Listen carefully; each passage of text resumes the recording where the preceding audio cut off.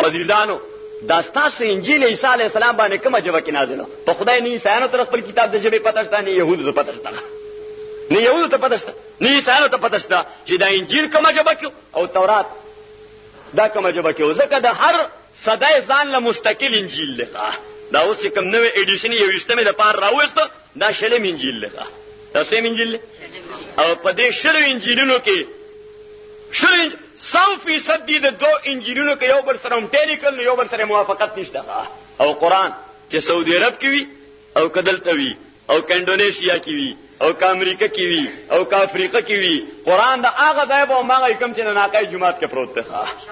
نه ناقای جمعات ولا کوم قران چې دی به عیني دقه رنګ قران په امریکا کې ښه دا رنګ قران په افریقا کې دا رنګ قران بر کافر وطن کې ومي الله تعالی زکه تاکید سره و ان نحن نزلنا الذکر وانا له لحافظون نو یو خبر ځان سره یاد کړئ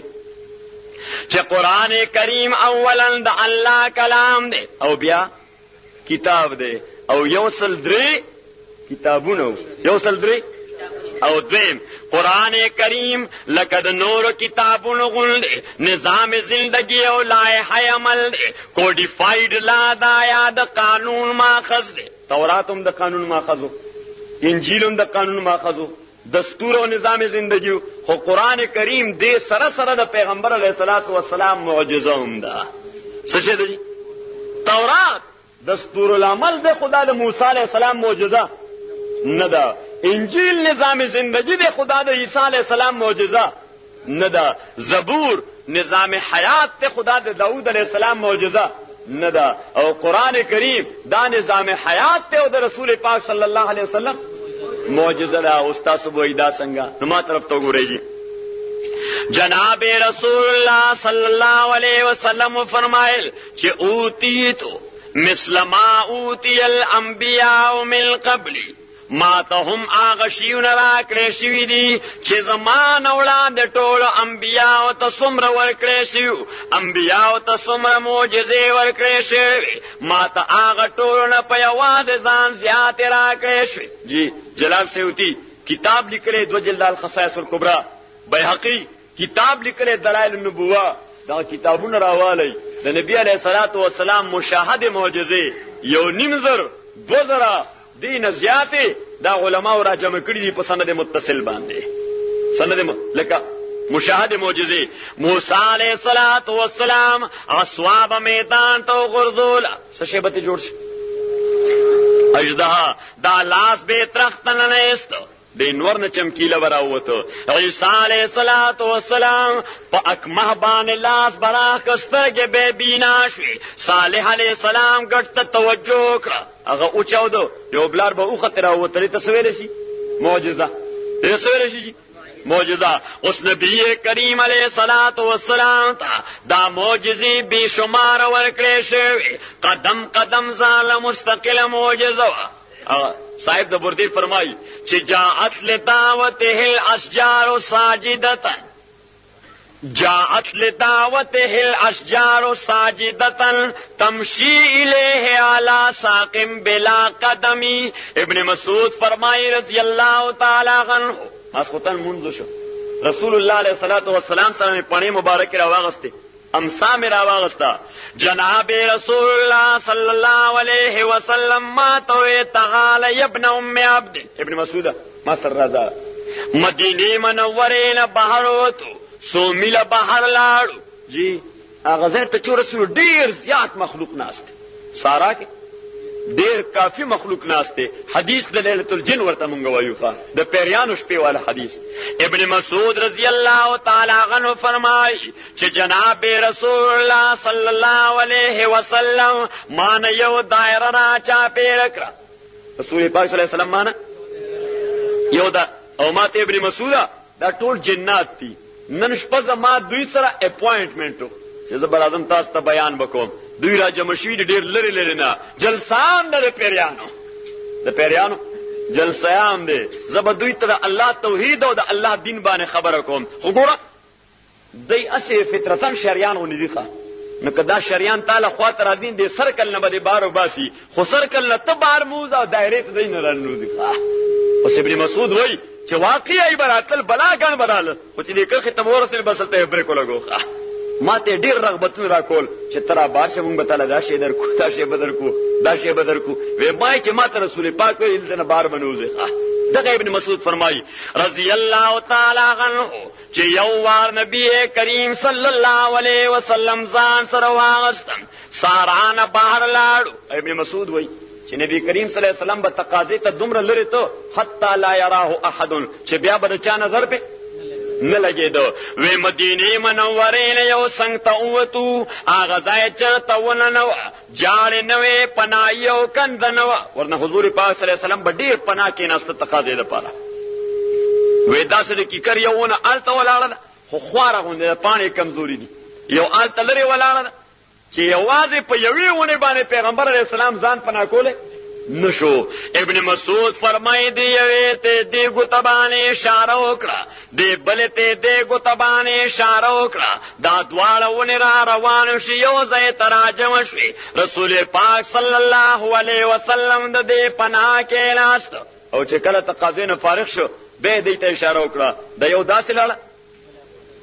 خپل ځای ته صاحب د بردی تعبیر کوي چې جاءت لدعوته الاشجار ساجدة تمشي الیه علی ساق بلا قدم د رسول پاک خادم د حضرت سفینہ رضی الله تعالی عنہ د لشکر نه پاتې په ځنګل کې لشکر تله دی حضرت سفینہ رستو پاتې دی جی جناب رسول الله صلی الله علیه وسلم تواقع بیان چې جزرا ویښ شوما ماو کتل لشکر نشته خدای چرته لاړ شم ناس تم چې ز سار راناشي بیا روانېږم شپې ځنګل کې سارا کې رک نشم وې دې اسنا کې یو زمره ماوړي د ما طرف تر روانو وې ما چې زمره خو د انسان دوست دی ځکه خو کوڅه خلک یو چت کوم زمکه له میرا خلاصي مې د کایمه ما فوري ورته وې زین کې مراله چې یا غزل فر انا مولا رسول الله صلی الله علیه وسلم و ما ورته واز مریا زګور عام سړی د رسول پاک صلی الله علیه وسلم خادم رسول پاک نو کریم خان و هغه خپل لکای والو سره ماته اشاره وکړه ته ما پسې را روان شي و هغه زمره ما نه وړاندې دي زه تاسو پسې را رسولم او صرف خیمو ته راونه رسولم په دې خیمو کې را سره دن روان استاد خیمه ته را رسولم او راته اشاره وکړه دغه خیمه ده صاحب د بردی فرمای چې ومن تکل برسول الله نصرته ان تلقه الاسد فی اعجامها تجمی هغه سوچ ځان رسول پاک د فکر او نظر تابع کی د زمری خله کې ورنه نباسا دی به الته داسې پروتي لکه د مور خېټه کې چې آرام سره پروت وي لکه د مور خېټه کې چې آرام سره پروتي او عزیزانو دا خلا پر د رسول پاک صلی الله علیه وسلم نیخ پنیغه معجزه د حضور پاک صلی الله علیه وسلم تربیت چې چا خپل کو د رسول پاک صحابي دی حضرت علی رضی الله تعالی عنہ نامه صدا حضرت علی رضی الله تعالی عنہ د افریقې ځنګل باندې د عمر فاروق دور کې روان دی هغه ځنګل داسې محیب ځنګل دی جی چې کسړې پکې شپه کوي نو څوک ژوندې پاتې کیږي نه حشرات دي هوام دي انسکس دي درندگان دي سبو دي شرمخان دي هر بلا پکې شته اراده وکړل ته بشپکو ملګرو ورته چې دا خو هغه مهلک ځنګل دی دغه ډېر ګند بلا دي ژوندې به یو کس پاتې نشي وې بس مونږ اوس یو عزم کړی دی اوس دلته شپکو نه ورته چې ماران شرمخان دا مهلک زناور حضرت علی رضی الله تعالی عنہ د خاور یو ډپې ته پورته شو او یو आवाज وکړو چې ایها الحشرات والسباع او د دې ځنګل درندگانو حشراتو نحن اصحاب محمد صلی الله علیه وسلم موږ د محمد رسول الله ملګری یو موږ د محمد رسول الله ملګری یو اردنا ان نبی تسمع دې ځای مونږه اراده کړې چې شپه به تیرو فرحلو تاسو دا ځنګل مونږ ته چې دا مونږ څومره ځای کې دې ځای ته رانږدې کېږي ما تاسو کدلته یې نو لاړ شئ فمن وجدناه بعد قتلناه دا وی ګوره آخري وارننګ دی تاسو ته که څوک مو پیدا کړ دینه بعد نو مړو به حضرت ابو هريره فرمایي رضی الله تعالی عنہ چې مونږ قتل مار چې خپل بچی خله کې غستی دی منډوي، شرمخ چې خپل بچی خله کې غستی دی منډوي، ګیدړ خپل بچی خله کې غستی دی منډوي. مونږ شپته رکړه سار چې مونږ روان شو سفر باندې، دغه حشرات بیا واپس خپل بلونو تر روان دي، خپل کورو تر روان دي. او د حضرت عمر رضی الله تعالی عنہ دور کې حضرت سعد ابن ابی وقاص رضی الله تعالی عنہ او حضرت سلمان رضی الله تعالی عنہ یو د فوج جرنیل دی، چیف آف دی آرمی سٹاف، او بل نائب دی وائس چیف آف دی آرمی سٹاف، اسسٹنٹ دی یو جنرل دی بل لیفټیننٹ جنرل دی، یو جرنیل دی بل کور کمانڈر دی، حضرت سعد ابن ابی وقاص او حضرت سلمان رضی اللہ تعالی عنہ. سیدنا حضرت عمر رضی اللہ تعالی عنہ د جنگ قادسیہ، تاسو تاریخ خو ویل دی، جنگ قادسیہ نوم دی اسکول والا ته یاد دی، جی کالج والا ته یاد دی. د جنگ قادسیہ نه فراغت نه بعد حضرت عمر آرڈر ورک چې دا مهم سر تکي په دې دریاب ور پورې شي، او دا مدین علاقه دا او مدائن دغه ته دا دعوت ور اورسوي، که دعوت نه قبلې دا خلق ختم کوي چې د اسلام ته تسلیم شي. حضرت سعد ابن ابي وقاص رضی الله تعالی عنہ فوج ته تقریر وکړ. اوس چې مدائن والا ته پته ولګیدا چې دا اسلامي لشکر راځي قادسیه خو فتح کړه، اوس مونږه فتح کوي، الته د کشتو یو پول هغه ورته پول مات کړه، او د شکال موسمو په دریاب کې سیلاب وو، دریاب کې څه شو، اوس دوی چې فوج دریاب غاړه ته ورسید، سعد ابن ابي وقاص رضی الله تعالی عنہ حضرت سلمان ته وای چې دا خو پول نشته، واپس شو. حضرت سلمان رضی الله تعالی عنہ نه ولی واپس شو، هغه ورته نو سبق وو. حضرت سلمان رضی الله تعالی عنہ ورته وای چې جئنا لله، مونږ راغلیو الله د پاره، مونږ د الله، زمونږ مهم د الله، دا دریاب او دا وبد الله، زمونږ ژوند د الله او زمونږ مرګ هم د الله. حضرت سعد بن ابي وقاص ورته نو سکو وی بس په دې دریاب باندې اسونه ورچو،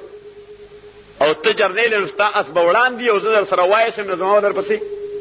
دویم نمبر کې او بیا چې ما تا ور ټوپ کو نو بیا خو سپایو نه ما ته وګورئ، جرنیل چې ځان توپې تو تړي سپای بیا په ځان پويږي وای ښه جرنیل چې ځان او جرنیل رسو نه استي چې دس کېږي د په شامنډه کې نو سپای وای خدای ستا به خو باسي. اوس مونږ ټول ستاسو سلوټونه کو منډه په شا مونږ په ګولو ورځه. حضرت سعد ابن ابي وقاص رضی اللہ تعالی عنہ حضرت ابو ہریرہ فرمائے خپل اسمانه بیا ورسور شو، آغا اصل عملونه والا آغا اصل دریا باندې ورواچو، حضرت سلمان ورپسې ورواچو، جی ټول فوج چې بای جرنیل ورټوپ کو، اسسټنټ ورټوپ کو، کرنیلان ورپسې ورټوپ کو، میجر او لیفټیننټ ورپسې، نو سپایانو خو پسینه ورواچوله وی چې دوی ځان مړی، نو مونږ یې ورې نه مړو. او حضرت ابو هريره فرمایي رضی الله تعالی عنہ چې مونږ ورپورې شو نو زمونږ د اسونو صرف سمونه لواندو، زمونږ د اسونو صرف خپړې وړاندې وي، داسې اس نو پاغې کې چې داغه کوپو ته وبرسېدلې وي. او هغه مدائن والا چې دا مسله وکړه نه هغه وی چې دیوان آمدن خو پیریان رااله، نو بس ای مخکنه لاس پورته کړل، ای مخکنه لاس پورته کړل چې به سره جنگ کیږي نه. عزیزانو عرض میں کو چې جناب رسول الله صلی الله علیه وسلم مشاهد معجزات د زرګونو نورته حضور پاک فرمایي چې د ټولو انبیاء معجزې دا وقتی معجزې وي. کومې معجزې وي؟ یعنی یو وخت د پاره وي. د موسی علیه السلام امسانه اوس چرته ناقای بازار یا روډ باندې مار خو نه جوړ شوی کنه، که جوړ شوی دی جی وی دا وقتی معجزې وی په نظر ښکارې دي، او زما خاصه معجزه دا دایمي معجزه ده. یو انګریز په کتاب لیکلی دی د پرپیچوال میریکل اف دی پرافیټ اف اسلام، پرپیچوال میریکل د نبی کریم صلی الله علیه وسلم دایمي ابدي معجزه. قران کریم باندې اغله جاد خپل ریسرچ کوي، خپل تحقیق کوي چې دا د پیغمبر دایمي معجزه ده. دا د نبی کریم علیه السلام زمانه کې هم ناقابل مقابله و دا کتاب، او نن 1500 سال بعد هم دا کتاب ناقابل مقابله دی. ځکه چې دا قران کریم مشرکین مکه ته دعوت ورکو چې تاسو یا خما ومنئ او کما نه منئ تاسو ادبا صحافیان لیکوال او مقاله نویس ادیبان او مورخین بهترین ویونکي او شاعران د بلاغت او فصاحت بادشاہان چې نه منئ او دا وایي چې دا الله والا کلام نه دی، دا الله والا خبره نه ده، دا الله والا کتاب نه دی، نو بیا تاسو د دې مقابله وکئ. خو الله فرمایل ان اجتمعت الجن والانس على ان ياتوا بمثل هذا القران لا ياتون بمثله ولو كان بعضهم لبعض ظهیرا. الله فرمایي د دې قران مقابله د انساني دنیا د طاقت خبره نه ده. الله لګ نور آسان کو چې فاتو بعشر صور مثله مفتریات یو سلسوار لسنا د لس صورتونو مقابله وکړي. خدای وي بیا ستاسو د وس طاقت خبره نه ده. الله لګ نور مختصر کو چې فاتو بصورت من مثله یو مختصر صورت لکه سوره الکوثر. او د مشرکین مکه طریقه دا و دا غي شاعرانو به یو طرح ولیکله ابه د بیت الله دیوال باندې اویزان کړه او شاعر براته خپل غزل به جوړو التا دیوال باندې به اویزان دو بیا به جوړی رااله پټاکل ورځ باندې ججان براله فیصله به وکړه چې دا شاعر د کال د ټولو نه بهترین شاعر دی، د دې کال نوبل پرایز یا ایوارډ د تور کوي ایوارډ د تور کوي. سوره کوثر نازل شو یو مسلمان خوشنویسه سره ولیکو انا آتیناک الکوثر فصل لربک وانحر ان شانئک هو الابتر. دا راوړ بیت الله والا دیوال پورې اویزان کو چې د دې صورت مقابله پکار ده. تاسو دې باندې کلام ورخه جوړي دا غکال ایوارډ چې کوم شاعر اغستو ا د ټول نړم به راغی مړه ډیره مغس کپای په وکړه او بس ایت لیست یو سره لاندې یو جمله ولیکله چې ما هاذا قول البشر. دا د انسان خبره ده نه. مونږ چې دا مقابله کو انساني کلام سره کو الهي کلام سره نه کو الهامي کلام سره نه کو القائی کلام سره نه کو. او د فرانس د میوزیک سنټر یو ډایرکټر هغه ایمان راوړو انټرویو ته چاوکړه ته پس مؤمن شوی هغه وی چې ما په میوزیک کې داسې مهارت حاصل کړی دی چې د دنیا کومه ژبه او کم قسم طرز سر تال بحر دا د عروض او قافی مونږه مولوی صاحب هم په کتاب کې د موسیقي ویل ده. عروض او قافی زمونږ یو مستقل فن دی د شعر او شاعری لپاره مستقل فن دی مستقله موسیقي ده. هغه مونږ زده کوو چې دا شعر او شاعری کې اسنه تاسو وایي چې موسیقي تاسو طبيعي وایي که څه کوي که باجی غوي نه د عروض او قافیه او فن دی هغه زده کوو چې دا کلام به موزون کیږي څنګه او مسجع کیږي به څنګه دی به د ابخور په انداز باندې متناسب کلام کوي. جی اوس هغه ډایرکټر او میوزیکل ډایرکټر چې ما د قران کریم قراتونه واوریدل د قاریانو نه یو آیت مختصر دی او بل وګد دی یو دوا لفظ دی او بل بیا شل لفظ دی نه پردم کې فرق راځي نه په وزن کې فرق راځي. دا په عجیب ټیول باندې رواني دا قاری چې سړی وای کدا اوس نوې تازه نازلېږي هر یو قاری چې ازل رکوع ته بیا وای ته وای کدا اوس نوې تازه بیا نازل شخه وی یو خو مصر یو وړا بل لویا یو جمله وړا بل لویا نه دې سره فرق راغی نه قاری سره فرق راغی نه بیا وینا سره فرق راغی. و ما د خپل باجر اواغستا و ما وې چې ز په دې باندې هر جبر راټینګوم په دې باجه باندې دا قران پر راټینګوم و ما ډیر کوشش وکړو خو صرف دا سوره کوثر مې په راټینګ نه کړه چې دې په باجه په جواب باندې ووم چې ناته نا کل کوثر فصل لربک وانحر ان شانک هو الابتر. و ما وې چې دا میټافیزیکل شی دی دا د دې دنیا سره تعلق ساتي نه په دې اساس. نازیدانو عرض میں کوله تاس خدمت کې چې اوس دا قران کریم الله تعالی نازل کو پروردگار عالم د قران کریم 15 حقوق ورخای. سو حقوق بس دا اخیری خبره ان شاء الله ځان سره یاد کړئ ولغه نه تفصیلی ده چې ذهن کې مراشي. ځکه عزیزانو تاسو ماشاءالله ډیر مهنت کړی دی دا پرېره ملګولې دي په دا ټول کړي کې مودا بلګونه لګولې دي. یقینا تاسو په قرآنی عقیدت لګولې الله تاسو له خیر درکړي چا چې پکې څومره ملاتړ کړی دی څومره خوشحالي کړی تاسو د قرآن باندې او الهي کتاب باندې الله تعالی تاسو د دنیا او د آخرت خوشحالي نصیب وګرځي. خو عزیزانو استاد وظیفه څه ده؟ وظیفه مو څه ده؟ ډیوټي مو څه ده؟ فریضه مو څه ده؟ اوس بلرته هغه در خایم ښه. نو قرآن کریم فرمایل چې د قرآن کریم باندې حق ده چې فآمنو بالله تاسو ایمان راړئ الله باندې ورسوله او د الله رسول باندې والنور الذي انزلنا او په هغه نور او رڼا باندې چې کوم موږ نازل کړی قرآن کریم باندې. نو د انساني دنیا لومبنۍ وظیفه د قرآن کریم لومبنۍ حق، د انساني دنیا لومبنۍ وظیفه او د قرآن کریم لومبنۍ حق. په دې حق باندې تاسو ځکه ښه پوهېږئ چې د سیاسي دنیا کې مونږ همیشه خلک چې راپاسو نو د حق په نارې راپاسو کړه چې بای دا ستا حق دی او وواله شه. څوک پښتنو ته وایي ستاسو حق وواله شه، څوک پنجابیانو ته وایي ستاسو حق واله شو، څوک سندیانو ته وایي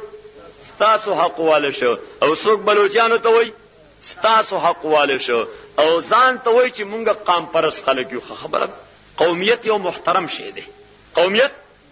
یو محترم شی دی، دا ان ایگزیسټنس دی، دا یو وجودي او واقعي شی دی. د دې د وجود نه انکار کېدی نشي، د دې وجود نه انکار. د تهذیب ثقافت او جبه علاقه په حواله باندې پښتانه یو قوم دی، پنجابیان، سندیان، بلوچیان او ټول قابل احترام دي کنه دي قابل احترام. پښتانه محترم دي او پنجابیان سپک خلک دي، پنجابیان محترم دي او سندیان سپک خلک دي، سندیان محترم دي او بلوچیان سپک خلک دي. قرآن کریم د دې ویری ایگزیسټنس ذکر کو او سیو فرمایل چې یا ایها الناس او ټول انسانانو انا خلقناکم من ذکر و انثى وجعلناکم شعوبا وقبائل لتعارفوا. الله تعالی فرمایي وجعلناکم، ما تاسو کې دا شعبې پیدا کړې دي، ما تاسو کې دا قبیله پیدا کړې دي، ما تاسو کې دا قومیتونه پیدا کړې، ما تاسو کې دا قومیتونه پیدا کړی دي. او د قومیت په نامه باندې سړی متوجي کیږي ډیر زر. خبره دا څه عجیبه ده، د سړی جذباتي خبره ده، نو سړی په متوجي کیږي ډیر زر. دی وجنه د الله تعالی پیغمبر چې گویا قوم متوجي کنو وی چې یا قوم سوي او زما قوم، نو متوجي کل په لفظ قوم باندې او فکر چې ول ذهن کې اچو هغه ورل اچو انساني بنیاد باندې چې اعبد الله یا قوم او زما قوم. تاسو ماته ډیر محترم ځکه زما د قوم خلک او جی د ټول انبیاو چې محلاتی کارو کو په خپل خپل قوم کې دا فکر خور کو. نو آخرنی انقلابی لیډر رسول الله علیه الصلاۃ والسلام راغی، هغه بیا یا قوم ونه ویخه، هغه بیا یا ایها الناس. ځکه د قومیت په اساس باندې کار ټول انبیاو کړو، ځان ته متوجي کړو او دا فکر ول ذهن کې چولو. نبی کریم علیه الصلاۃ والسلام هغه بیا انټرنیشنل لیول باندې یو आवाज وکړي یا ایها الناس. اوس تاسو انټرنیشنل کمیونټي جوړ شي او ټول انسانانو خبره هم هغه ده د هر قوم ته چې پیغمبر په خپل کړی چې اعبد الله مالکم من اله غیره. او ټول انسانانو اوس تاسو دغه فکر ډیولپ کړئ اعبد الله مالکم من اله غیرو. خبرم ذهن کې راځي کنه، خبرم ذهن کې راځي. نو عزیزانو قومیت یقینا قابل احترام دی، خو ما بل ملګرو ته ما کزه په دې مینم چې پښتانه دا د محترم وی دنیا کې، نو ال به محترم چې زه پنجابي محترم وګڼم او کزه دې د پنجابي تذلیل وکم، د بلوچي تذلیل وکم، بیا به داغه نه څه تقاضا کوم چې ته پښتنو ته احترام په نظر ګوره. وای ابا کله پنجابي ته وام چې بای د پنجابیانو د دې د سترګې د سړونه دي ښه دا ناغه به ماته وي چې ستاره ټول مخ د سره د انسانانو دنه داسې ښکارې لکه خر چې تاسو ته ښکارې لکه خر خو لکه نه سولې دلې او کله ورته چې پنجاب والا دا ډېر خلک دي، بلوچستان والا بلوچستان ډېر خلک آی وای نجی کردار خو د پښتنو آیا دا با کردار خلک دي. دیو جن قرآن کریم یو ضابطه ورکړه چې ولا تسبوا الذين يدعون من دون الله فيسبوا الله عدوا بغیر علم. الله تعالی فرمایي د خپل مخالف ناپاک خبرو په بدل داز باندې میاد او کنزل مکو کنه دې برتا پاک فکر ته بیا سپکې خبرې کوي، دې برتا پاک فکر ته بیا سپکې خبرې کوي، ستا پیغمبر ته بس پکې وای، دیبا ستا خدای ته بیا سپکې وای، دیبا ستا قرآن ته بیا سپکې وای، دیبا ستا نیکه ته بیا سپکې وای، دیبا ستا پلار ته بیا سپکې وای. عزیزانو عرض میں کو چې جناب رسول الله صلی الله علیه وسلم ته اللہ تعالی وی مومنانو تو وایا یا ټول انسانانو تو وایا چې د قران کریم لومبنه حق لومبنه ما و چې د لفظ حق باندې تاسو ډیر خپويږئ ځکه مونږ وایو بجلی زمونږه حق او ګیس د بلوچیانو حق او د کراچۍ بندرګاه د سیندیانو حق او کاټن او رایس فصل کپاس او چاول د پنجابیانو. په دې حق باندې موږ ډېر خپويږو ښه د لفظ حق باندې ډېر خپويږو. خو عزیزه کله چې موږ یو قوم ته داغي حق ورخایو ډیوټي نه ورخایو بس دې معنا دا چې غاڼای کې مولسر ورنه نه استخا چې غاڼای کې مولسر چې له مرګ داستا حق دی اداستا حق دی اداستا حق دی اداستا حق دی. عزیزه ما ته وګوره مزدور ته داخه جی داستا حق دی داستا حق دی داستا حق دی دا ډېر خدرس ته ورته ورخایا ورته ملګری داستا ډیوټي ده او داستا ډیوټي ده او داستا فریضه ده. اګه ټول پر روډ باندې روډ ماستری کې روډ ماستری کې خلک د هړتال لپاره سټرایک د لپاره منظم کې او داستا حق دی داستا حق دی. راونی سره منیجر پتلون ته وباسه راونی سره دا افسر دی اخی ذلیل کا دې معنا دا نه چې ته انسانیت له خیر نه ور کول غواړي په انسانیت کې فاشیزم ډیولپ کول غواړي یعنی یو داسې هاتا پای جوړ غواړي چې اوکه انسانان دې سره انسانان پاتې نشي درندگان دې جوړ شي. عزیزانو قرآن کریم فرمایل چې فآمنو بالله ایمان ساته الله تعالی باندې. عزیزانو زمونږ اوسم دا داوله چې بجلی زمونږ حق دی او د دې مالکانه حق دې مونږ لرا کړی شي څه دې را کړی شي پښتنو له د دې څور کړی شي او د ګیس مالکانه حق دې چاله ور کړی شي او د پنجاب او د سند هغه د نیچرل ریسورسز دا هغه حق دې چاله ور کړی شي خو مالکانه حق کمیشن نه مونږه داوا دار چې مالکانه حق دې ورکړي شي کمیشن نه. او عزیزانو چې څوک په کمیشن باندې راضي شو او په نفسي ایوارډ باندې دستخط وکړو نو هغه اوس په دې خبره کې رښتونی نه چې موږ صوبای خود مختاری غواړو ای بیا دې خبره کې رښتونی نه ځکه هغه په کمیشن راضي شو او پرایلټي راضي شو هغه په 100% حساب باندې راضي شو او مونږ وایو چې نه زما نیچرل ریسورسز دا به زما په ډیسپوزل باندې خرج کیږي تجویز به زمای مالک به زم زه چې چاته ورکوم د دې ټول ډیسپوزل به زما وي ډیسپوزل به دې ته وایي صوبای خود مختاری دې څه شي وایي صوبای خود مختاری او فیډریټینګ یونټس په فیډرل سیستم کې فیډریټینګ یونټس یعنی صوبای یونټونه سرحد بلوچستان سندھ پنجاب دا فیډریټینګ یونټس دي چې دا یونټس ته سو پورې سټیسفاید کړي ني مطمئن کړي دي ني تر هغه پورې فیډریشن مستحکم کیږي نه او دې به مطمئن کیږي سره دې مطمئن کیږي مکمل صوبای خود مختاری سره دې مطمئن کیږي مکمل پروینشل اټانومي سره خو چې چای نفسي ایوارډ باندې دستخط کړي نو کنا پوهه سره کړي د بغاوت اعلان دي کی اګه پوهه سره کړي نو موږ ته بیا سټي پتور نه وای چې صوبای خود مختاری لمبردار مونږ به واځي مونږ مولایان د صوبای خود مختاری لمبردار یو خبرانه پوهیږي. نازیدانو قرآن کریم فرمایل چې فآمنو بالله ایمان ساته الله تعالی باندې ورسوله دا الله رسول باندې او دریم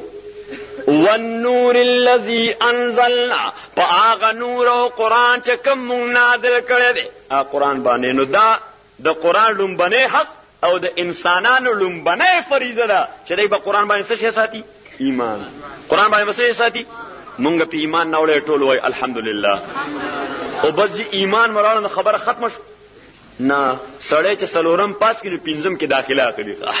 او که ناخلی پلار ډبای چې خامخا باخلي ته څه کې اوس لو فری بکه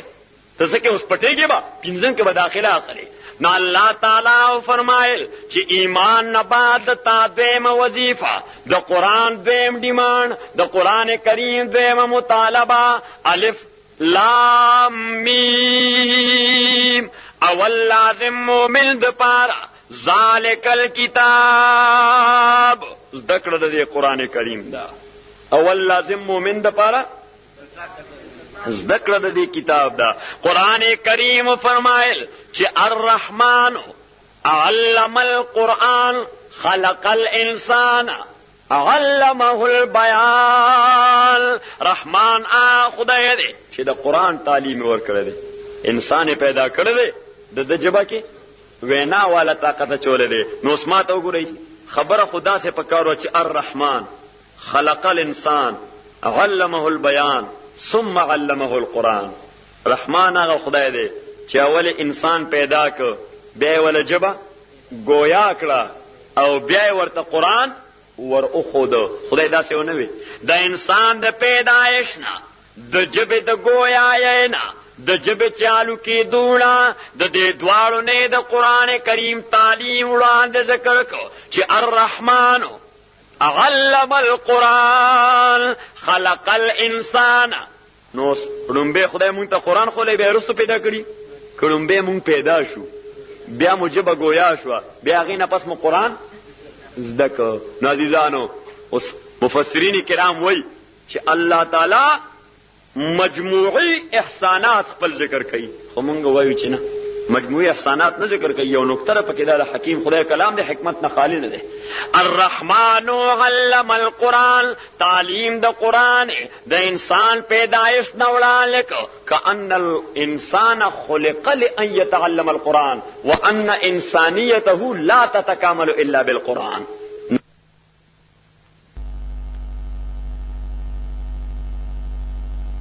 بس د لوی سړي چې د دنیا په اعتبار دی ته لوی ښکاري، داغه د واسکټ کټ څنګه وړي هغه شان واسکټ په پیدا کوي جی، داغه د کپړو جوړه څنګه وکړه هغه شان کپړې بزان له پیدا کوي. هغه په کوم انداز ځان باندې صدره چولې هغه انداز بخپلې، هغه څنګه ویت ویت کی ګرځي دی بیا هغه شان ویت ویت کوي، ځان بشلې خو هغه شان ویت ویت بکوي. اوس نقل چو نقال کوم دې کنه چې د امیټیشن انداز خپل کړي، امیټیټ قوم له خدای او کده سره د خیر مخ نه ور کوي، د سره د خیر مخ نه ور کوي. بس د دې قوم د سره فکر نظر وینا، فکر نظر وینا دا یمسی مؤمنا و یصبح کافرا. د سار یو شان یې مسپخین، مسپخین یو شان یو سبا بل شان. چې اقتدار ته ورسی دا ټول قوم سره دی لوی، چې اقتدار ته ورسی یو اندازي، چې اقتدار نه لري بل اندازي. جی ما نن دې ملګری سره دفتر کې مې دې ملګرو سره خبره کوله، جی اخبارات ډکتی وینا حیات تا کسب الله خدای رحم کی وینا حیات تا او داو شو جی او داو شو غلام ساق دې مرکشي ور سره دې نواز شریف مرکشي ور سره دې غبل څه شه دې هغه مروت د ور سره روچی ټول مروت نو مروت ډیر قوم دی، هغه یو سړی نوم سليمان نوم ورشه عرفان دی ورکشي او ور سره وی رور د ډی ای جی دی، هغه جیولې د خزي عزت غسته شوی دی. ما انا لله و انا الیه راجعون. د دوالو جهان سردار صلی الله علیه وسلم یو لشکر جرار بلېګر دنیا کفر مقابله د پاره نشری تقریر کی رسول پاک بخاص ہدایات ورکول سبے کول جی وی بے فرمایل چې لا تقتلوا صبيانهم، خبردار چې د کافرانو ماشوم باندې تور پورته نه کوي، ولا شيوخهم بډاګانو باندې تور پورته نه کوي، ولا تحتكوا استار نسائهم کزنانه په مخ پړونه چوي چې مخ ولا بي عزت نه کوي،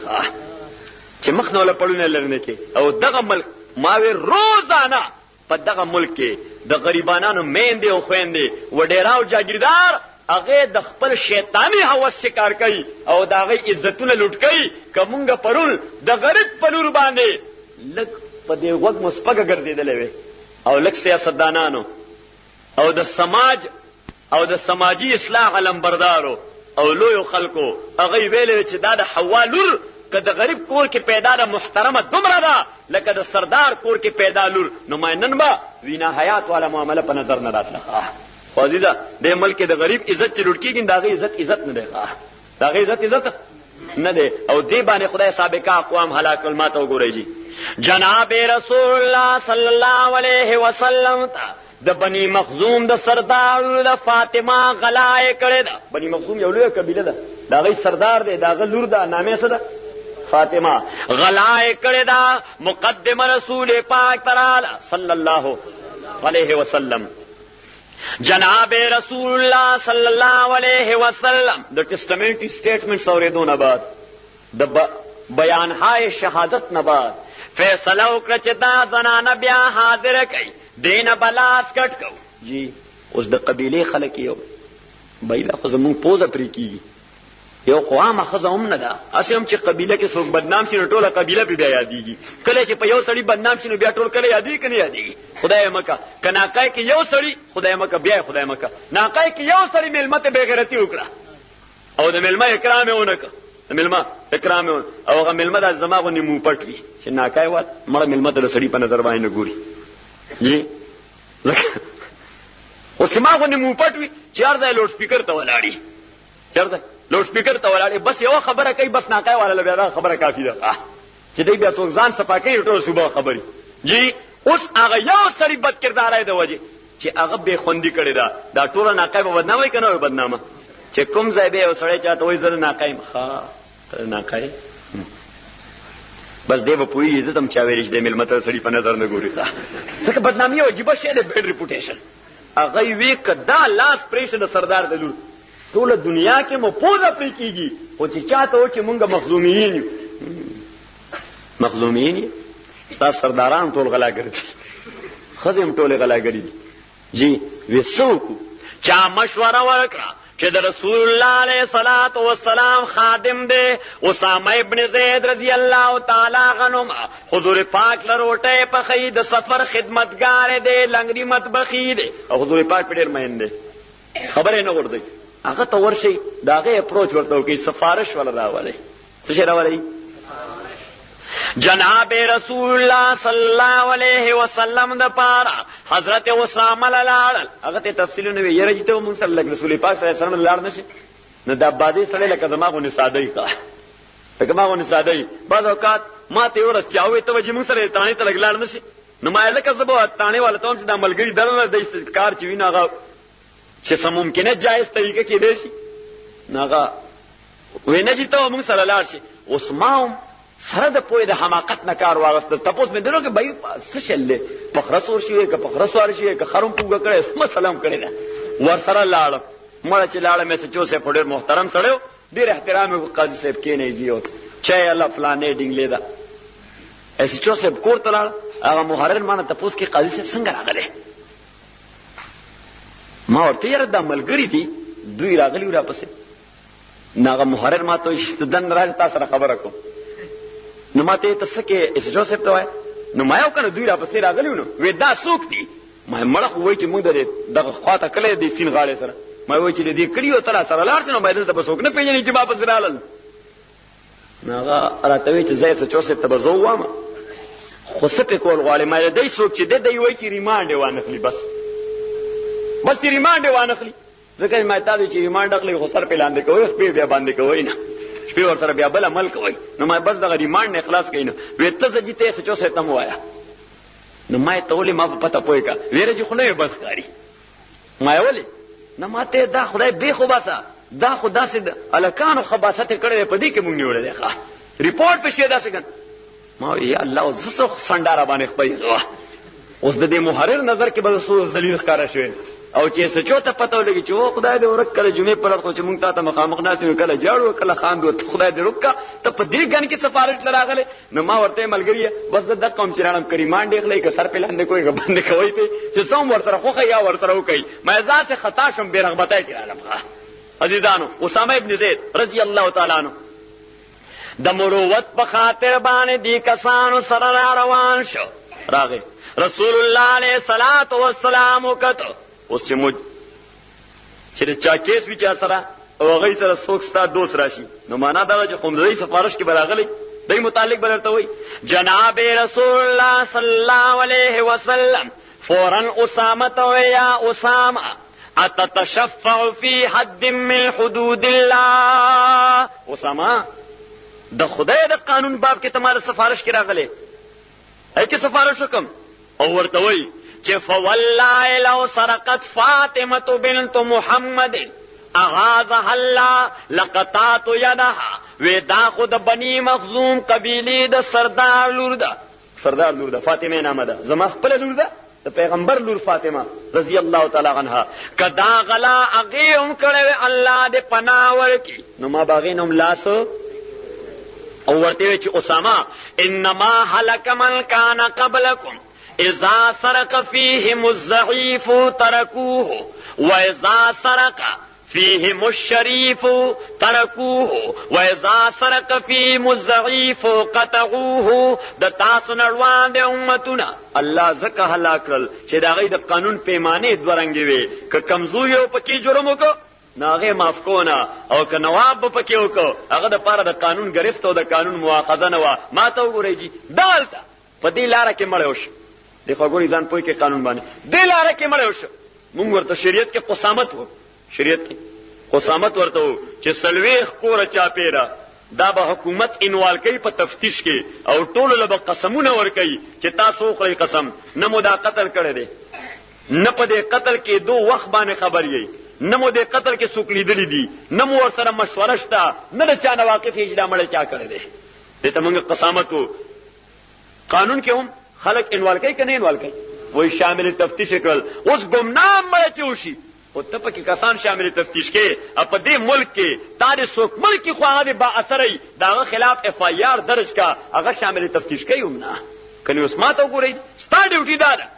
تا ته خو پته اله لګي دا سړی انوال دی کنه به انوال چې دې ډومبه خورا ولې کنه تفتیش ته خورا وړاندې کې نو اوس عرفان دې کسب لاله هغه عرفان خلاف اف آی آر کړل دي چې بای دې څوک دې اوس ته شامل تفتیش خود کنه شامل تفتیش کا بس ټیک ته چې هغه بری دی خلاص به دي په مخه باندې عزیزانو خو دې ملک قانون د غریب د پاره یو شان دی او د مالدار د پاره. ما نن اوس دې ملګری ته اخبار د پاره یو بیان ولیکو ما غلام اسحاق خان نوشته دیوار اولولي چې تاریخ د خپل ځان دوهراوي فطرت کله هم چاته دوره صبر نه کړي کلاکار واقعي داسي او ته گویا پارٹیسان کردار دی د نیپوټزم کردار دی اقربا پروری کې نو ګره دغه فطرت پتاو معاف نه کی یقینا بس سزا درکې ښا. عزیزانو عرض میں کو چې الله فرمای کتاب انزلناه مون نازل کړه دنو بیازی مشان دی الیکا تا تم نازل کړه دنو بیازی مشان دی مبارکون سوک مبارک ته کل من یتعلق به هر هغه څوک چې د قران سره تعلق دی د چا د خودنه تعلق دی د مبارک دی د ذکر تعلق دی د حفظ تعلق دی د قرات تعلق دی د معنا تعلق دی د تفسیر تعلق دی د عمل تعلق دی دا ټول مبارک دی. خود سره لپاره الله وی فقط دې د پاره نه چې ناویلې ډولې کې وکا مړی سره کټ باندې کې دا قسم د پاره پلاس کې دا ختم په او کا تبرک د پاره الله وینا د دې بنیادی وظیفه دا لیدبروا آیات چې د دې ترجمه معنا مفهوم او تفسیر باندې ځان پوهه کا بس ډیوټي ختم شو. دا دریم حق د قرآن معنا باندې ځان پوهه کو تاسو ترجمه قرآن ختم کو بس تاسو لای سپین بازونه شو نه اوس بل کلاس کې به داخله اخلي وليتذكر اولو الالباب. الله فرمای سلورم حق د قران دا دی چې کوم شی د تا دایره اختیار کې دی عملی جامه ورته واچوا ستا دایره اختیار کې عملی جامه اوس دا قران وی اقیم الصلاه مسکوا دا ستا اختیار کې دی واتو الزکات کتب علیکم الصیام. الله فرمای ولله علی الناس حج البیت دا ټول ستا اختیار کې راشي نو بس کوي خورده قرآن وافر ایسا هغه ستا د مملکت سره تعلق ساتي د ریاست سره تعلق ساتي د حکومت سره تعلق ساتي. نو الله فرمای پنځم وظیفه او پنځم حق د قران کریم چې الله ډیر اهتمام سره وای فرمای فلا نه د خلق لدا انداز نه پکار وربک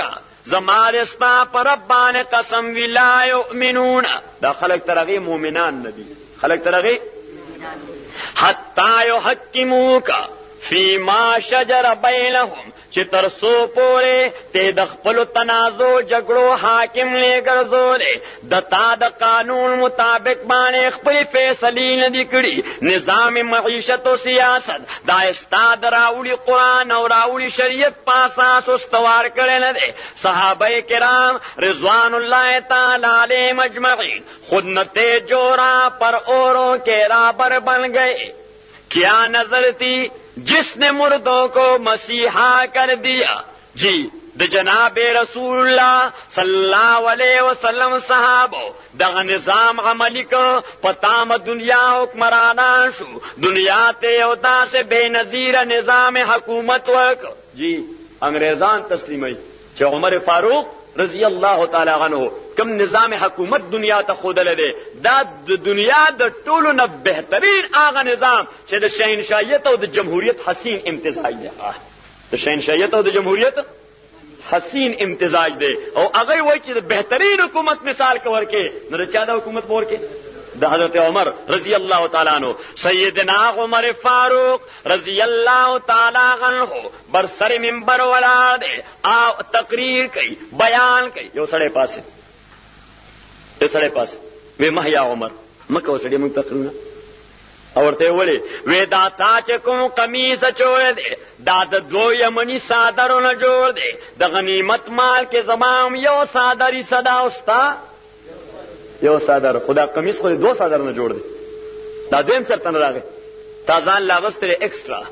بطور لون دی غستره کوآپریټو سکینډل لیکل دی کوآپریټو سکینډل لیکل قومي دولت دا دی لوټ کړی دی قومي دولت په دې ملک کې خلک کوئی غلی ونیسه مونږ غلا حالت د اقتدار کرسي باندې سرټیفاید ډاکوان دي سرټیفاید ډاکوان دي او داسې چې د لاورس دوزدې کې بکف چراغ دارت یو غل داسې چې هغه پرانا ورځ باندې غلا کوي بلکې ځان سره لاټین نه ډیتا ایدان سره دا هټار نیوړي مونږ غلا کو تاسو پکې سوای مونږ غلا کو تاسو پکې سوای ورته تام کوآپریټو سکینډل کړی دی حضرت عمر رضی الله تعالی عنہ چې دا جواب زنه درکوم زما بچی ناست دی حضرت عبد الله ای بدا جواب درکې حضرت عبد الله ناست دی به جواب درکې د یو ځوی واقع هوی تاسو ته مولوی سے بیان کړه نبی ذو التمر اسکلی ابو داود روایت کې راځي د کجورو وبیس کلی وی ښا د کجورو وبیس کلی وی او هغه به خود کړو زمونږ مذهب دار چې هغه باندې سزا نشته حد والا سزا پې نشته تعذیر والا سزا پیدا لس کوڑے ورکی که 15 کوڑے ورکی د امام شافعی رحمت الله علیه مذهب د چنا د کجورو شربت دا چې کله نشرا ولی د حکم د شرابو دی نو حضرت عمر رضی الله تعالی عنہ ورته سلويخ کوڑے ورکړي اصل واقعه دغه ابو داود روایت کی حضرت ابو شحمه رضی الله تعالی عنہ عزیزان مصارف میں کو چې جناب حضرت عبداللہ رضی الله تعالی عنہ و دیناس دے دا عبداللہ براشی او تا تب دا واقع بیان کی حضرت عبداللہ راغی وی ما خپل بابا لخپل ای سور کړی دا ځکه زمام د مجاهد په حیث یو صادر خو حقو او د جمعې د پاره د جوبن وا نو ما وی چې دین یو قمیص جوړ کا د جمعې خطبه دی کې وایا هغه سیدنا حضرت عمر رضی الله تعالی عنہ چې کله حکمران شه او خبره وکړه پاسه داس تقریر کو او وی قوم ته چې او خلکو لو امرتکم بما امر بالله ورسوله کتا سو تا خبر کوم چې کما الله او د الله پیغمبر کړي نو تاسو بس کوي ټول خلکو جواب ورک بالراس والعين په سر سترګو بستا خبره منو حضرت عمر فرمایل ولو وجدتو کزه دلار نه کو شم خپل رائے باندې روان شم نو بیا بس کوي یا بس نو کوم ته نواز شریف صاحب وای چې زه دلار نه يم کوک تاسو ټول د پته ده غلام ساج صاحب وای چې زه په داس سپین ځان او په سپین سر باندې کوګوګم تاسو بس کوي مونږ وجې بر راسه ول عین تاسو کوم خاروانی زموږ خو د امام په نیت نه لري دا خدای شقوم دی خو د امام په نیت که خدای دی ورته مخې تکړه که په خپېغله دی ورته مخې تکړه کی اجرا دی ورته مخې ته بل دی خو په نیت ورته لګا چې بس دې زموږ د امام په نیت دی تاسو جی او بیا په مدا سرای کې د حد نه ورتیر شو مدا سرای خو چې ما د ذاتی فائدہ ورسی ما ته پرمټ میلاو شي اما ته د کویت د سکیپ پرمټ میلاو شي چې د کویت نه دا زړه اوس پنا په کبال کې بدتر اړي دا کروڑونو روپے آمدن بستا کور ترا دی نو بیا زوایم چې د پاکستان تاریخ کې داسې مثالی حکمران چرته پیدا شوی نه دی لکه دا حکمران چې سوره مثالی دی یعنی نواز شریف صاحب دا د دې دور داسې لکه تابعی بیا تعریف کې د حد نه ورتیر شي حضرت عمر رضی الله تعالی عنہ ته یو بابا پاسید ونقوم اعجاجك بحد سيوفنا تورې راواغسته هوا کې ولا ټال ورک وې ته به کګېږي ولې او چې ته کوښښ زمونږ د 13 تور سره پاره ده دا مونږ باټ کړی دی لپاره چې مونږ په کاغه نه غو د دې لپاره چې مونږ کاغه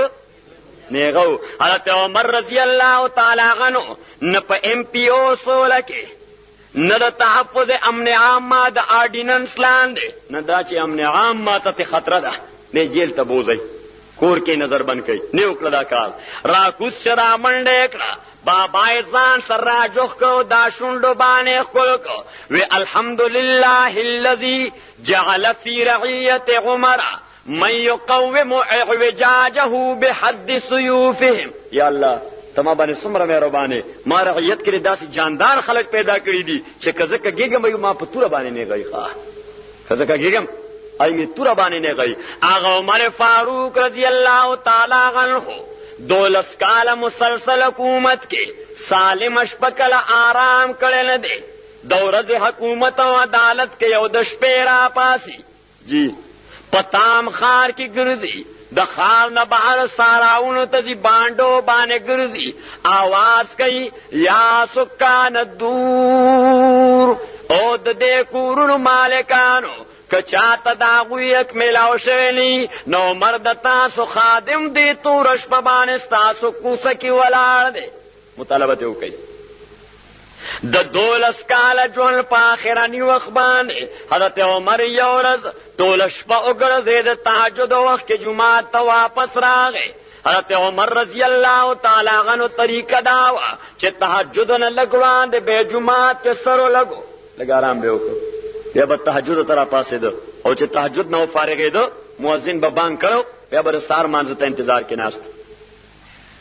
تهجد وکړ بانګ وشو حي على الصلاه حي على الصلاه. حضرت عمر رضی اللہ تعالی عنہ مانځ ته انتظار کې ناست عموما به دعا داوا چې اللهم ارزقني شهادة في سبيلك وجعل موتی فی بلد حبیبک. یا الله مالا خپل لار کې شهادت والا مرګ راکې او خدای چې مړې مې د رسول پاک د خار کې مې مړ کې شهید مې هم کې همړ مې چرته کې. اوس عزیزا هغه عمر فاروق رضی الله تعالی عنہ چې 22 لاکه 450,000 مربع میل باندې داغه حکومت دی دنیا کفر داغه د نوم له پلرزان دا امکان نشي کېده چې کفر دې دومره غالب شي چې مدینه ته راورسي او حضرت عمر د مدینه خار کې د کفر د لاسه شهید شي. خو ډېر زار او قطار سره به دا دعا کوله چې خدای مړې مې نو مدینه کې مې مړ کې او په کټ پوزي مې دغه سم مړې شهادت والا مرګ راته راکړي شهادت والا مرګ. الله تعالی دې مونږ ته مرګ د رسول پاک خار کې راځي تاسو ټول امين وای. ځکه نبی عليه الصلاه والسلام فرمایي چې قیامت پر ورځ لومبنه سفارش به اهل مدینه د پاره کوم او اهل مدینه غ خلک ته چالت دفن دي او زکه به کوم چې دا زما کلیوال دي زکه به کوم چې دا زما کلیوال دي نو موږ هم الله تعالی د رسول پاک کلیوال کی زمون بزرگان مولانا حبیب الله مهاجر مدنی مولانا بدر عالم میرټی مهاجر مدنی مولانا زکریا صاحب رحمت الله علیه دا زمون ټول اکابرین دیوبند دی د اخر عمر کې دغه یو سعادت ته حصول لپاره مدینه منوره ته منتقل شو چې مسجد نبوي کې یا مدینه منوره کې چرته خوا کې دفن شو جنت البقیع کې چرته خوا ته دفن شو. عزیزان حضرت عمر رضی اللہ تعالی عنہ مصلی توڑان نشو اللہ اکبر یته وتړو دیال صفونه د مسګزار ورپسې ولاړ دي سحر مانځ کې مولوی صاحب تاسو په دولت دیال لسی سحر کدولت دیال لس کسانی سحر مانځ کې اکثر دولت دیال لس کسان دي دولت دیال لس کسانی دولت دیال صفونه ني. حضرت عمر رضی اللہ تعالی عنہ پسې دولت دیال لس صفونه ولاړ دي. حضرت عمر اللہ اکبر قرات شروع کو یو سړی ناست دی د دې ایران نه لاړ دی چرته نه لاړ دی د ایران نه لاړ دی ابو لولو فیروز دا عقیده په حواله باندې مجوسی دی یو زهر آلود خنجر ځان سره وړی دی. حضرت عمر ته د بزدل انداز باندې محراب کې ناست دی او چې عمر فاروق قرات شروع کا ظالم په تشی باندې گزارو اغه نزا ای ول تشی باندې گزارې په حضرت عمر رضی الله تعالی عنہ بدن نویل لکه د فواره روانه شو ورپسې نږدې ولاړ دی عبدالرحمن ابن عوف رضی الله تعالی عنہ. هغې لاس نه ونیسه مصلې ته یې وړاندې کړ چې دا مونځ ته وکړه. او هغه ظالم ابولولو فیروز په 14 صفونو باندې ځان له لارو باسي. 14 کسان ووال، 14 کسان زخمیان کړ. او چې کله پورې ورته ځان ته نیزه کېښوده او ځان یې مردار کړ، نیزه یې ودروله، ځان یې پرې راوغورځو. 14 کسان ولګېدل، 14 کسان پرېوتل. د موت و حیات کشمکش کې دي. خو صحابه مونځ مات نه کړه، صحابه مونځ مات نه کړ. او الله دې رحم وکړي که اوس چې آواز وکړو چې لیونی سپی راغی جومات ته، ګزار خو پرېږده، لیونی سپی چې جومات ته راغی، خدای چې ناقای والا به ما نه مخکې او زه به دی نه مخکې یم. یو ځای ما تقریر کو د شپې، دغلته خواته نوښار سره یو کلی دی، شپې مې تقریر کو، مړه دا بجلي هم لاړه، بجلي لاړه تیاره شوه. اوس هغوی لا رڼا نه وکړې، زلزله راله. غالبا چې دا بجلي هم زلزلې ته لاړه، جی زلزله راله. اوس چې زلزله راله خلکو بار غرق. اوس زه خو یې داسې یو سټیج جوړ کړی، اوچت سټیج و، چاپېره نه هغه بند د کوزېدو لار دی نه وه. نو زه خو مجبورن پکې ناستم چې زما منډې ته زړه و، نو زه خو مجبورن ناستم. ما یې اوس زلزله کې خو به یا پرېوځي یا به نه پرېوځي، خو چاپېره نه یې په دا ډولۍ کې نه ایسار کړی، خپه به دې نه خلي سر د لاندې به پرېوځي. نو ما یې زه دلته ناست ښیې، د خدای تقدیر ته انتظار وکړه، هر شی داسې جوړ شه. اوس یو بوډا بابا غریب هغه داسې هیبت اغوستی و چې د دروازې په ځای هغه په المارۍ لکه د پیشو نوکې لګولې. وی خدای ته وګورئ ور راته لرې کوي. تاسو یې بار وتې زه دننه پرېښودم. نازیزانو عرض مې کو ستاسو خدمت کې چې 14 کسان یې وغورځول، خو موس چا مات نه کړ. مانځه نه فارغ شو، صحابه را جمع دي. حضرت عبدالله ابن عمر د عمر فاروق زوی هم ولاړ دی. ورته وی بابا طبیعت دې څنګه دی؟ حضرت عمر رضی الله تعالی عنہ ورته بچیا هغه چا چې والی ما خبردار چې هغه باندې لاس پورته نه کړي. که زه ژوندی شم، بیماری او زخم نه ټیک شم، نو د خپل ځان زه په خپله اختیارمند یم، سړی معاف کوم که سزا ورته ورکوم. او که مړ شم بیا ستا اختیار، ته مې ولي، ته مې وارث یې، سړی معاف کې که سزا وله ورکې، قصاص کې یې بیا د تا خوښه ده او ستا رایه ده. هغه ورته اطلاع ورکړه چې بابا هغه سړي خو ځان ته نیزه یې ښودې ده، ځان یې پیچولی دی، هغه نه ساوتې ده، مړ شوی دی. حضرت عمر رضی الله تعالی عنہ وی چې پته ولګوئ دا سړی څوک دی. یہ تفتیش شروع شو. حضرت عمر ما بالا پورته کوي چې ډومبې د سړي پته ولګوئ. اطلاع ورته ورکړه چې د ایران سړی دی، ابو لولو نامه ده، سورزونه دلته ډېره و مجوسي ده، دا عقیدې په اعتبار باندې کافر دی. حضرت عمر رضی الله تعالی عنہ وی چې یا الله ستا دپاره حمد و تعریف دي چې زما په مرګ د مسلمان دوزخ ته بولته. دا ستا حمد و تعریف دي که دا ګزار ما باندې مسلمان کړی، ګوره زما د وجې مسلمان دوزخ ته. یا الله ستا حمد و تعریف دي چې ما په مرګ د مسلمان دوزخ ته دی، اسم دوزخي دی، زه یې زه مړ کړم، سفر ورته نه پرېوځي. حضرت عمر رضی الله تعالی عنہ هغې کټ کې راواغست، کور ته یې راوړو. جی شودې وله ګرم کړل، ورته یې ورکړل. د عمر فاروق د زخم په لاره بهر راووتل. اوس زخم لاره باندې چې کله خوراک راوځي بیا سړی جوړېږي نه. حضرت عمر رضی الله تعالی عنہ خپل بچی عبدالله ابن عمر ته وی بچی بیګا چې ما ډډه ولګوله، خوب مې وکته، یو سور مارغه راغی او ما له دې ځای باندې ټونګه وواله. ما خوب وکته، دا د مرګ فرشته وه، د مارغه شکل کې الله راوښودله. زه اوس د جواک یم نه، د جواک نه یم. خو ته داسې وکړه چې د مؤمنانو مور حضرت عائشه رضی الله تعالی عنها ته لاړ شه او ورته وایه د تا کورو رسول پاک پکې وفات او دفن شو، د تا پلار ابو بکر رضی الله تعالی عنہ پکې دفن شو. زما پلار هم روان. حضرت عمر رضی الله تعالی عنہ وفات شو. عبدالله ابن عمر بیا راغی. حضرت عائشہ پر رضا او رغبت باندې گویا ورته اجازه ورکړه چې بالکل عرض میں کو چې دغه صحابہ خلفاء رضوان اللہ تعالی علیہم اجمعین خود نتے جورا پر اوروں کے راہ پر بن گئے. کیا نظر تھی جس نے مردوں کو مسیحا کر دیا. د 22,54,000 مربع میل حکمران چې څوک دغه خلاف اعتراض نه کوي، شکوا نه کوي. پلار را روان دی حضرت عمر، یو بوډا داسې کوڅې ته ولاړ دی، سوال کوي. څه کوي؟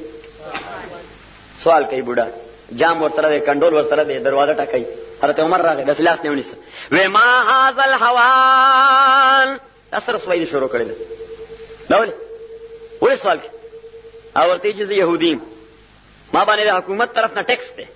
ذمي باندې ټیکس وي شریعت کې، مسلمانانو باندې هم وي، خو هغې ته زکات وایي، غشر وایي. څه وایي ورته؟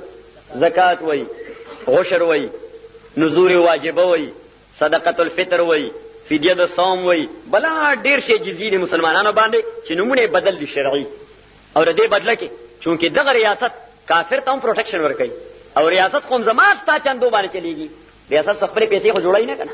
عزیزانو خلاصېږو به دی نه، خالص په جد جهد باندې فکر و نظر باندې الله تعالی زمونږ فکر و نظر آزاد کړي. تاسو ټول امین ووایئ. خدای ستاسو دا ختم قرآن تاسو ته مبارک کړي. دعا وکړئ. الحمد لله رب العالمين والصلاة والسلام على رسوله محمد وآله وصحبه أجمعين. اللهم ربنا احسن عاقبتنا في الامور كلها واجرنا من خزي الدنيا وعذاب الاخره. کریم خدای حضرت مولانا صاحب چې د شپږو کاله کم مهنت کړی دی، تاسو کوم دوستانو زنانو نارینهو په جماعتو کې، دورو کې، کورو کې د حضرت مولانا صاحب درس اورېدلی دی، سم زده کړي دی. الله تعالی تاسو ټول ته خیر او برکت درکړي. او مولانا صاحب ته به زه هم اپیل وکړم چې ته دا سلسله د قرنګې جاري ساته، چې د مخلوق ته الله تعالی ځکه کوم ځای چې قرآن بیانېږي هغه ځای الله تعالی مخلوق ته ډېر لوی خیر ورکوي. ځکه که څوک زده کوي نه نو اوري خو یې، که پوهېږي پې نه نو اوري خو یې، د دې اورېدو ځان له مستقل ثواب دی. که پوهېږئ پې که نه پې پوهېږئ، خو بس غوږ ورته کېدی. زمونږ یو بزرګ عالم تقریر کو په اردو کې کو، په دې بنو کې په اردو کې هغه تقریر کو. جوړی یو بوډا سړی و چې هغه په اردو نه چې پښتو هم سم نه پوهېده، هغه ورته جړل. بس هغه 2 غنټې تقریر کو، ده ورته 2 غنټې جړل. 2 غنټې نو چې ور تقریر نه بعد وی بابا تعالی جوړه خبرو